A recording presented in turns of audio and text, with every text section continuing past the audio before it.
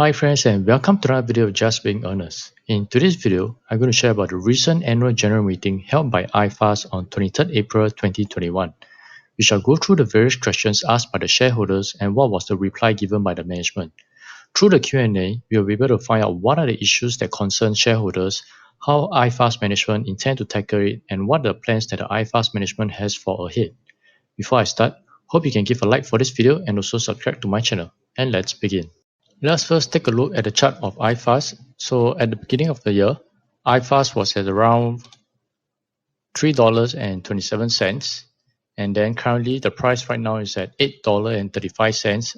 So within the span of around 6 months, the stock price has increased by roughly around 157%, which is quite impressive for a 6-month period. So now let's just move on to the Q&A that was asked during the annual general meeting for iFast. So we'll be going through some of the questions asked during the Q&A, and because there's a lot of questions being asked, so we'll only look through some of the main questions that I feel that are important.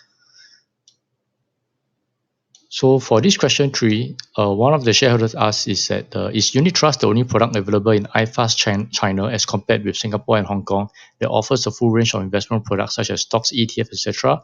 And is there a possibility of obtaining other license to sell full range of investment products considering the huge market potential in China for stocks and ETF? So the chairman replied that iFast China currently only has one license, which is to distribute unit trust. So they are saying that when the opportunities arise in the future, then iFast will pursue other products. And he also cited that the company's business in Singapore, Hong Kong, and Malaysia had also started with unit trust first as the only product. So over time, this market have expanded and obtained additional license to distribute more products, which is crucial in achieving their full potential as a wealth management platform. So this goes to show that even though iFast is only distributing unit trust in China currently, but there will be the potential growth for the company whereby they are able to distribute other products such as stocks and ETF as well. So the next question, which is question 6, regarding to losses in China that widened in first quarter 2021, what is the management guidance for China's business and what is China's profitability in the future? So the chairman explained that at this point of time, it is right and important to ensure growth in terms of the overall China business. It was encouraging to witness good momentum in China in the last 1 year, and its strategy in China have also started to show results. Going forward, there's potential to achieve more business in China given the continuous growth momentum, while the company continues to invest in the China business. And the chairman highlighted that there's a possibility that losses in China will continue to be higher in 2021 compared to 2020. But despite the higher losses, the overall quantum compared to overall group profitability is manageable. And while ensuring momentum continues, the company will reap benefit from investment in China after 1 or 2 years. And the chairman highlighted that the China business will not reach profitability in 2021 or 2022, but the overall business will be manageable. The company will continue investment in China if needed to reach profitability. And based on past investment, the company is generally prudent in spending. So this goes to show that the management is looking more towards growth rather than profit for the time being for China. And hopefully with their investment in China over the long run, then that's when they are able to reach a sufficient amount of revenue growth. And subsequently, then when the growth is strong enough, then that's they will start looking to take some profits from it. So the next question is question 8. So in relation to the digital banking license in China, is there any timeline to be done and when will the results be out and how much is the capital commitment? So the chairman replied that the company is currently finalizing details with potential partners to form a consortium for the digital banking license application in Malaysia, and preference will be given to consortium that are majority owned by Malaysia shareholders. So in view of this, the company expects its equity interest to be below 50%, but it will be taking the lead in the application and is likely to be the biggest shareholder if the application is successful. Deadline for the application will be the end of 2021 and the results of the application is expected to be released in 2022. So for the Malaysia, the iFast is currently looking to set up a consortium with other Malaysian shareholders to bid for the digital banking license. And with the digital banking license, this will help iFast to be in a place where it will help to reach out to more people and also offer more financial services. And the another remarks is that the chairman shared that the digital banking license in China has only one category, which is a retail license, and the capital requirement of it is RM 100 million for the first 3 years, which is quite manageable compared to the digital banking license in Singapore.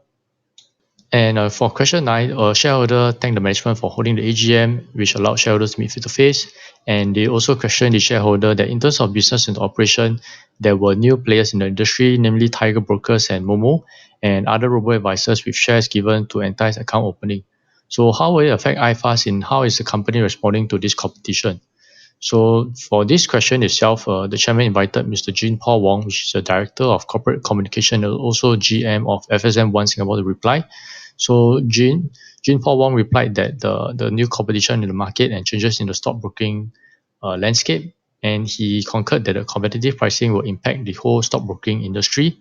And for the fact that because iFast is a relatively new stockbroker that has started its stockbroking business 4 years ago, so it's still in its infancy stage and will continue to grow the stockbroking business in addition to its existing business. And what Jim Paul Wong mentioned is that instead of just focusing on pricing alone, which affects a financial institution as a whole, iFast is looking more at strengthening its services as a wealth management platform on the overall perspective, such as providing good client services, investment ideas, and more tools to help investors. So this goes to show that iFast is not just looking at price to compare with others, but looking at other aspects such as service and also investment ideas and tools to help investors, so that the investors will use FSM more compared to the competitors. So the company also offers affordable pricing such as flat commission rate of $8.80 for all investors trading in ETF and stocks. And then investors could link their CDP accounts to FSM One platform without a physical paper. And in terms of the group business and strategy, the stockbroking business is relatively new for its B2C business. For its B2B business, services has been added to partners. And iFast has always taken the long-term approach by working with various financial institutions by empowering with services and infrastructures through its fintech solutions. In the wealth management platform business, iFast stockbroking form a small part of the company's assets under administration. And the chairman highlighted that the iFast has been in the business for 20 years with bulk of its business is unit trust. So he shared that there used to be many competitors who also competed in the past where they competed based on price, but although iFast did not provide the lowest price in the market, but instead focused on providing the best overall value for services.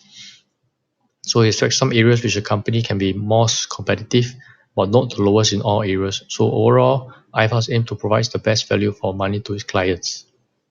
And the last question will be question 11. So what is the company's long-term prospects or long-term plans? So the chairman replied that the company has always been a fintech wealth management platform with increasing AUA and room for growth in 5 markets.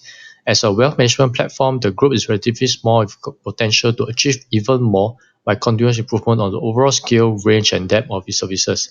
So he referred to the Fintech Vision 2028 in the chairman's statement in the annual report, and the target for the company is to achieve a 100 billion in group AUA by 2028. So he reiterated commitment to the goal guided by the mission statement to help investors around the world to invest globally and profitability. So this goes to show that iFast has a vision, which is to achieve 100 billion in group AUA by 2028. And this will help to set the companies in the right direction overall.